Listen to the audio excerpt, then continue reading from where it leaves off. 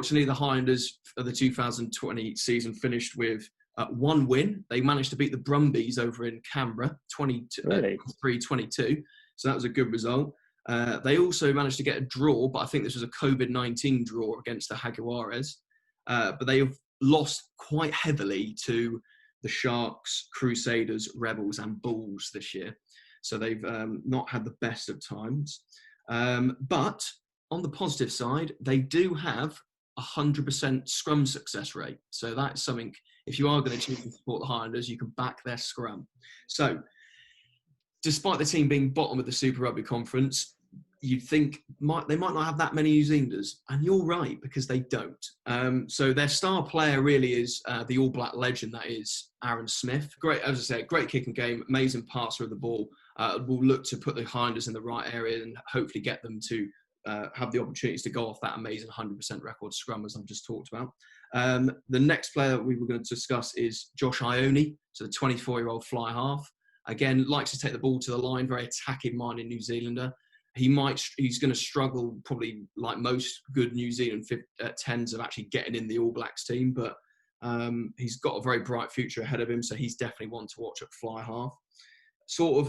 He's been sort of playing at 10/12 with Bryn Gatland, so Warren Gatland's son. Gatland was at the Auckland side in the Mitre 10, had a really good season with them. He was at the Blues for a while and really struggled to sort of identify that. So a move to the Highlanders this year, it seemed to have benefited him.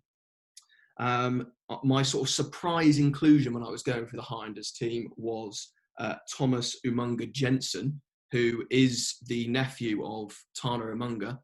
He's a outside centre / wing, 21 years old. Looks like he's got a lot of pace behind him. So hopefully, if they give him the opportunity, he might have the opportunity to shine and score some tries. But sort of the outside bet and returning to Super Rugby this year is Nahimi Milner-Skudder. Those that watched the 2015 World Cup in England will be very familiar with him. Just caused defences absolute havoc with some ridiculous steps and pace. But unfortunately, after that, signing for Toulon, that deal really fell through due to injuries. A long shoulder injury, quite a bad leg injury as well. So he's come back, he's fit, he's ready to go. And if the Highlanders can get him on the field, then potentially they might fancy their chances to push up the table. But personally, on my prediction, I can't see the Highlanders finishing above 5th in Super Rugby New Zealand. Anything else on that, boys, want to contribute on the Highlanders? I was looking through some of the rosters when doing my photoshopping this week, and yeah, I think you're right. There's really not many star names in there. One of the other names that I did pick out, who's kind of come into the All Black squad of late, had an all right World Cup, was Frizzell, the flanker. So I think he's one of the other players that could do a job. I did think it was interesting that you had Ioane and Gatland in there because they're both fly halves, but I didn't know who's playing at 12. Gatland. They seem to be swapping. Usually it's Ioane at 12. Okay. Yeah, so that's going to be an interesting one, how that plays out. And yeah, really excited to see Milner-Skudder. Nihi Milner-Skudder.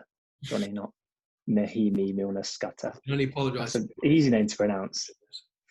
I'm sorry. Yeah, you got Umunga right, but not the Milner-Skudder. Yeah, no. I think particularly on Frizzell, he's the kind of player who would be, if he was playing for